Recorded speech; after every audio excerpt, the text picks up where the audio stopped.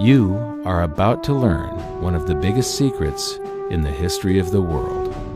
It's a secret that has huge effects for everyone who lives on this planet. Most people can feel deep down that something isn't quite right with the world economy, but few know what it is. Gone are the days where a family can survive on just one paycheck. Every day it seems things are more and more out of control, yet only 1 in a million understand why. You are about to discover the system that is ultimately responsible for most of the inequality in our world today. The powers that be do not want you to know about this, as this system is what has kept them at the top of the financial food chain for the last 100 years. Learning this will change your life because it'll change the choices that you make. If enough people learn it, it'll change the world because it'll change the system. For this is the biggest hidden secret of money. Never in human history have so many been plundered by so few, and it's all accomplished through this, the biggest scam in the history of mankind.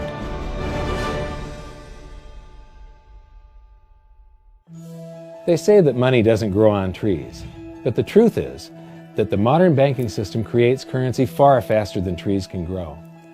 Most people don't have a clue how currency is created. Economists and bankers make it sound so complex that people think they can't understand it. But I'm going to strip our monetary system down to its essence so that you can see the scam behind the curtain and just how it affects you. Every modern society creates currency in pretty much the same way. But since the US dollar is the majority of the world's currency, I'm going to use the United States as our example. It all starts when some politician says, "Vote for me and I'll make sure the government provides you more free stuff than my opponent will." But there's no such thing as a free lunch. So to provide that supposedly free stuff, the politicians vote for the country to spend more than its income. This is called deficit spending. To pay for that deficit spending, the Treasury borrows currency by issuing a bond. So what's a bond? If you think about it, a bond is really nothing but a glorified IOU. It's a pretty piece of paper with numbers printed on it that says, "Loan me $1 trillion today, and I promise over a 10-year period I'm going to pay you back that $1 trillion plus interest." But what you need to understand is that Treasury bonds are our national debt. These glorified IOUs are to be paid back by you and I and our descendants through future taxation.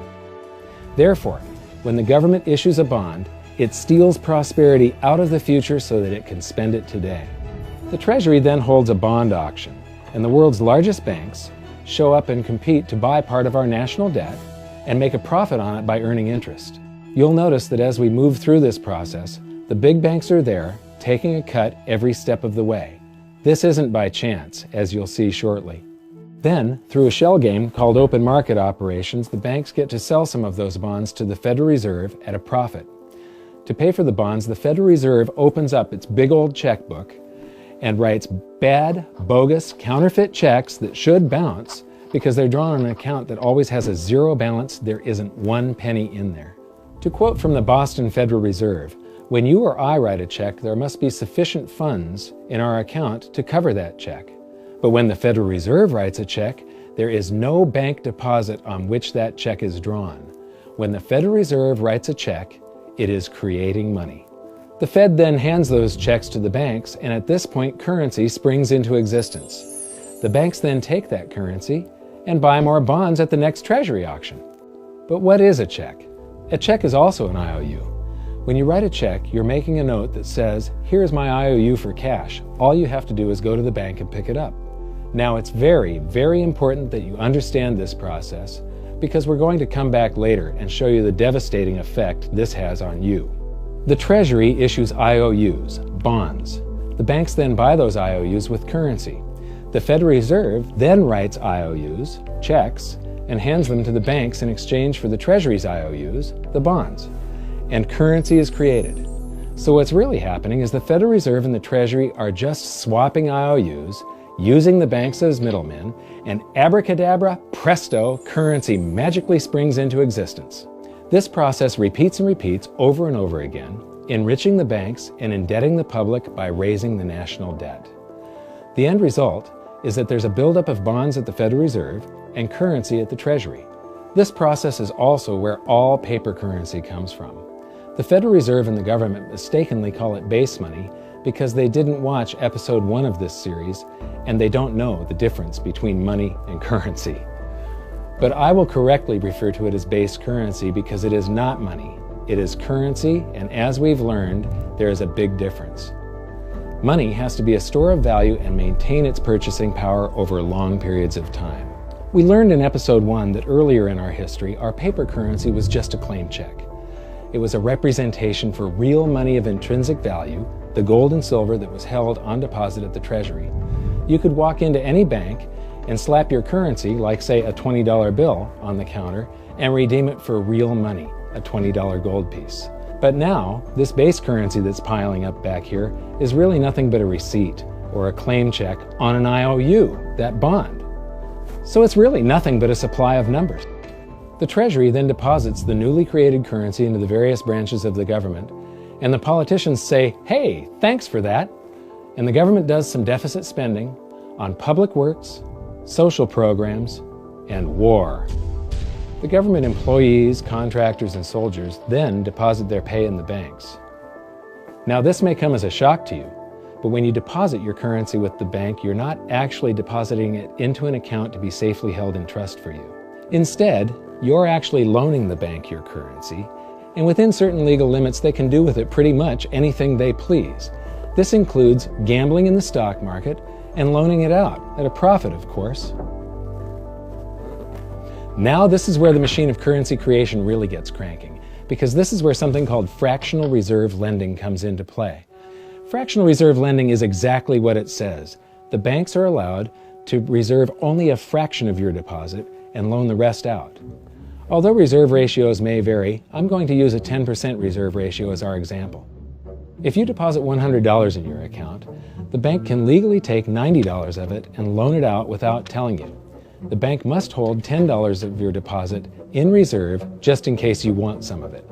These reserves are called vault cash. But why does your bank account still say you have $100 if the bank has stolen $90 of it? Because the bank left IOUs it created, called bank credit, in its place. Now I know this sounds crazy, but here it is in black and white from the Fed. Commercial banks create checkbook money when they grant a loan simply by adding new deposit dollars in accounts on their books in exchange for a borrower's IOU. These are nothing but numbers that the banks type into their computers. And even though these bank credit IOU numbers are very different from base currency numbers, because they only exist in computers, they are still currency. So now there is $190 in existence. Now, the reason people take out loans from the banks is to buy something. They're going to buy a house or a car or something like that. So the borrower takes the $90 that the bank loaned to him from your account, and he pays the seller of the item. But then the seller deposits that currency into his account, and his bank loans out 90% of that and leaves bank credit numbers in its place. So now there's $271 in existence. This process repeats and repeats until under a 10% reserve ratio, an initial deposit of just $100 can create up to $1,000 of bank credit, all backed by $100 of vault cash, just 10%. But as I said, reserve ratios vary wildly. On some deposits, it's 10%, on others, it's 3%, and on some forms of deposits, reserve requirements are 0. The result is that the expansion of the currency supply by the banks is far greater than even this example would lead you to believe. So once again, when currency is deposited in the banks get to lend it out, and then it gets redeposited and relent, redeposited and relent, redeposited and relent over and over again, creating bank credit all the way. This is where the vast majority of our currency supply comes from. In fact, 92 to 96% of all currency in existence is created not by the government, but here in the banking system. Now, massive amounts of currency spewing into society may at first sound like a fun idea. That is, until you remember one of the most important hidden secrets of money from episode 1, that the prices of everyday goods and services act as a sponge on an expanding currency supply. The more currency we have, the more prices rise. This is where inflation comes from. The true definition of inflation is an expansion of the currency supply. Rising prices are merely the symptom. So our entire currency supply is nothing but a couple of bucks whipped up in this hocus-pocus scam where the Treasury and the Federal Reserve swap glorified IOUs, and a bunch of numbers that the banks just type into their computers. That's it. That's our entire currency supply. It's nothing but a supply of numbers. Some of them printed, most of them typed, and there is nothing else. But if you thought that was crazy, get ready to enter the twilight zone of modern economics. We work for some of that currency supply. True wealth is your time, but we trade away moments of our lives, hour by hour, day by day, and year by year, for numbers that somebody printed on pieces of paper or just typed into a computer.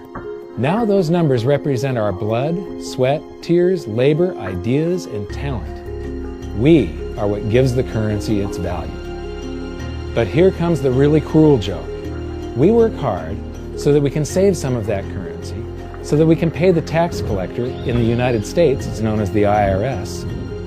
They then turn it over to the Treasury so that the Treasury can pay the principal plus interest on that bond that the Federal Reserve bought with a check drawn on an account that has nothing in it.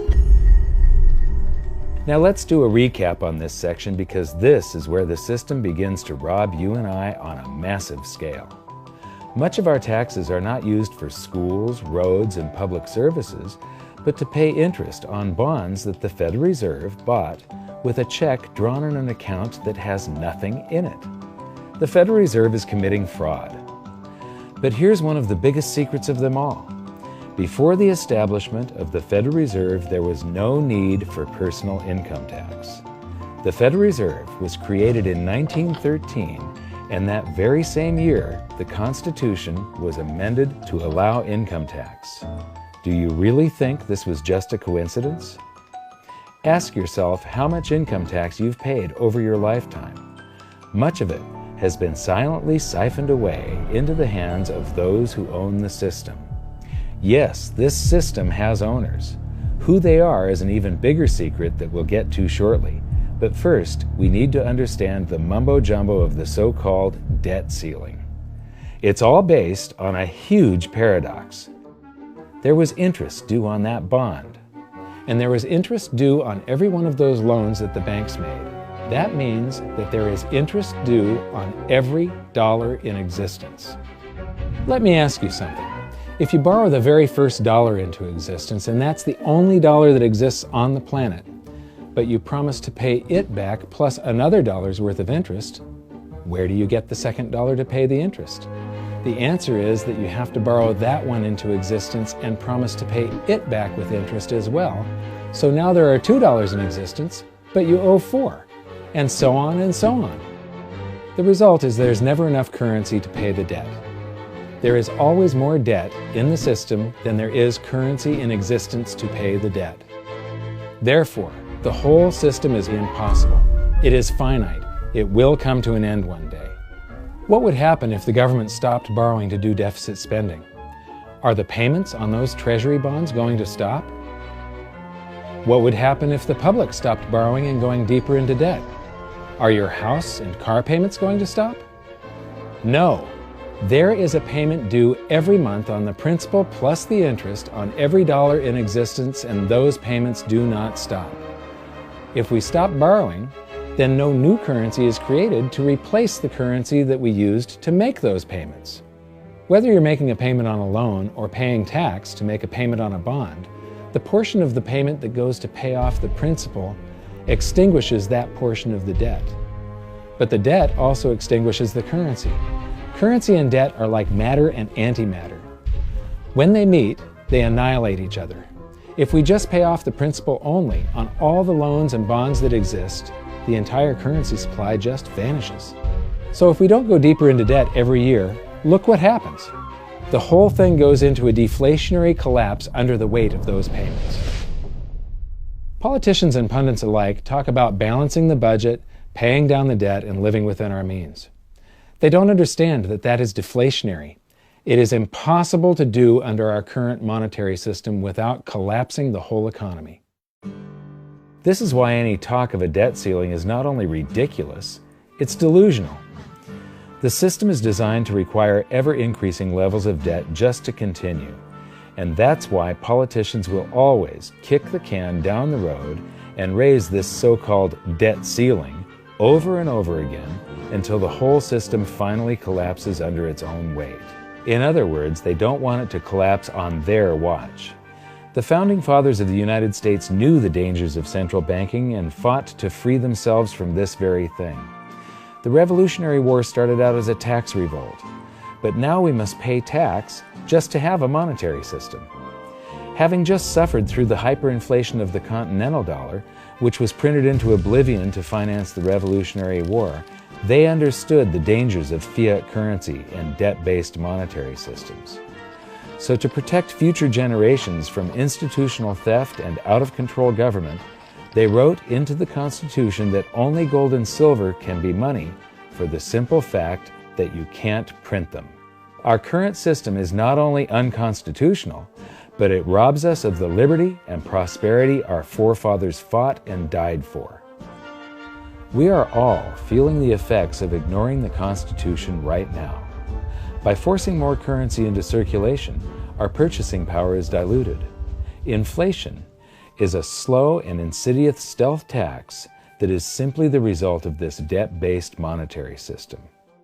This system empowers and benefits those who create the currency and receive it first, as they get to spend it into circulation before it has an effect on the economy. They're stealing purchasing power from you and transferring it to the banks and the government every hour of every day because of this false monetary system. And it's not like the people at the top don't know this. To quote the Federal Reserve, the decrease in purchasing power incurred by the holders of money due to inflation imparts gains to the issuers of money. This is a fraud. It is a pyramid scheme, it is a Ponzi scheme, it's a scam, and it's a lie. Our entire monetary system is nothing but a form of legalized theft. But here's the biggest con job of them all. The Federal Reserve is not federal, it has stockholders. There is no federal agency that has stockholders. What's a stockholder? A share of stock represents a percentage of ownership in a corporation. So the stockholders are the owners of that corporation. Therefore, the Federal Reserve is a private corporation with owners. And you can see it for yourself if you go to the Federal Reserve's website, and it will say, the stockholders receive an annual dividend of 6%. Now we know that the stock in the Federal Reserve was originally issued to the largest banks in the United States. But because of mergers and acquisitions through the years, you can't actually trace who owns the stock in the Federal Reserve. That's a very closely guarded secret. My guess would be that the owners are those primary dealers, the banks that get to make a profit by selling part of our national debt, those bonds, to the Federal Reserve, who buys them with a check from nothing. Then we pay tax to pay the principal and the interest on those bonds so that the Federal Reserve can pay the banks a 6% dividend. Don't be alarmed if you don't quite comprehend the deception of this system at first glance. Very few people do. It is purposely complex.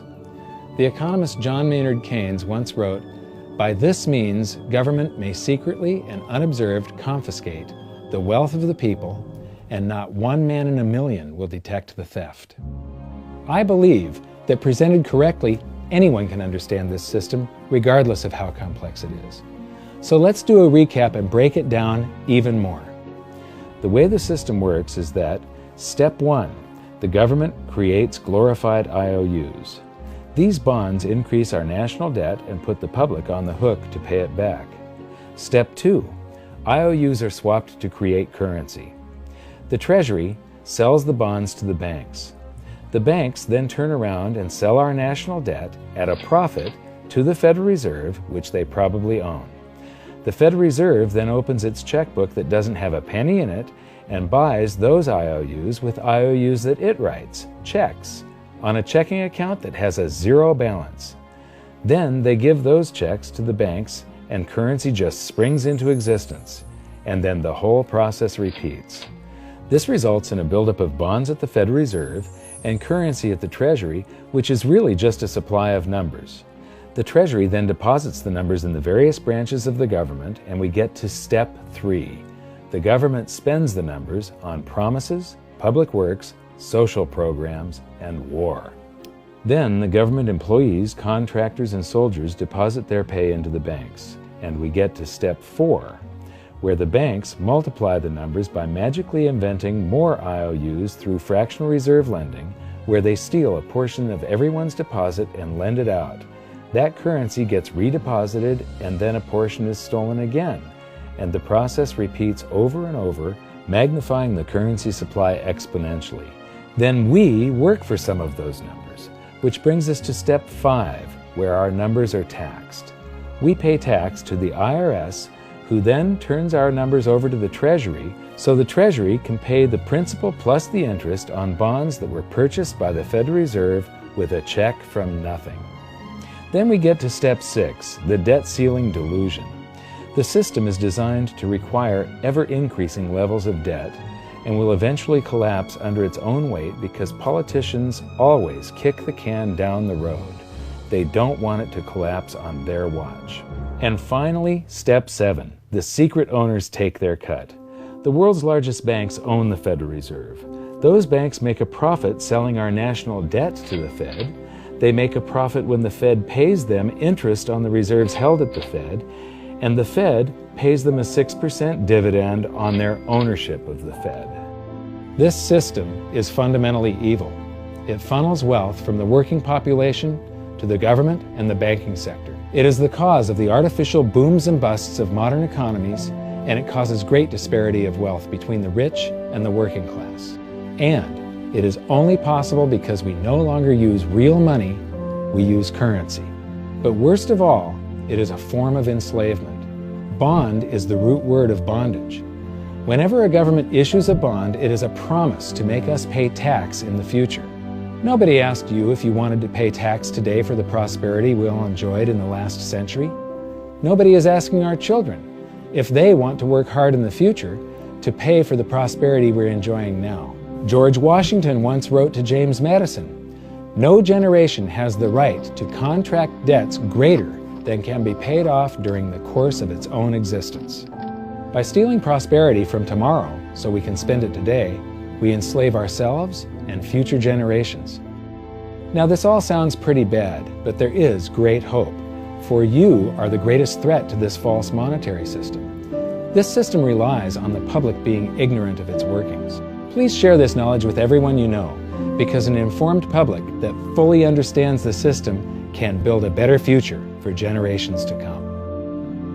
And now I leave you with this quote, widely attributed to a former director of the Bank of England. The modern banking system manufactures money out of nothing. The process is perhaps the most astounding piece of sleight of hand that was ever invented. Banking was conceived in inequity and born in sin. Bankers own the earth. Take it away from them, but leave them the power to create money and control credit, and with the flick of a pen, they will create enough money to buy it back again. But if you want to continue as the slaves of bankers and pay the cost of your own slavery, let them continue to create money and to control credit. This is the Federal Reserve in Washington, D.C. It's located on Constitution Street, and that is just as much of a joke as the New York Fed being located on Liberty Street. Both of them are unconstitutional, both of them limit our liberty, and they transfer wealth away from us every second of every day to the Federal Reserve, to the government, and to the banking sector. You are now among the 1 in a million who can detect the theft of your prosperity. So the big question is, what can you do about it? 1. Watch this video until you can describe and teach it to others. Those who understand this system can make preparations for its unavoidable collapse and protect themselves. History shows that those who don't will probably be wiped out. 2. Share this video with everyone, especially those you care about. All it takes is a mouse click or two to get this message in front of millions. Post this video on Facebook, tweet it, email it to loved ones. Please share it wherever you can. 3. Join the conversation. The current world monetary system is based on a 300-year-old design meant to enrich a few at the expense of the many. There must be a better way. At hiddensecretsofmoney.com, we've created an open-source platform for the design and development of a new world monetary system. We're calling on every economist, every student, every college, every bright mind, and anyone who cares to join the discussion. In educating ourselves and each other, we can prevent the further loss of our freedoms and maybe, just maybe, win some of them back.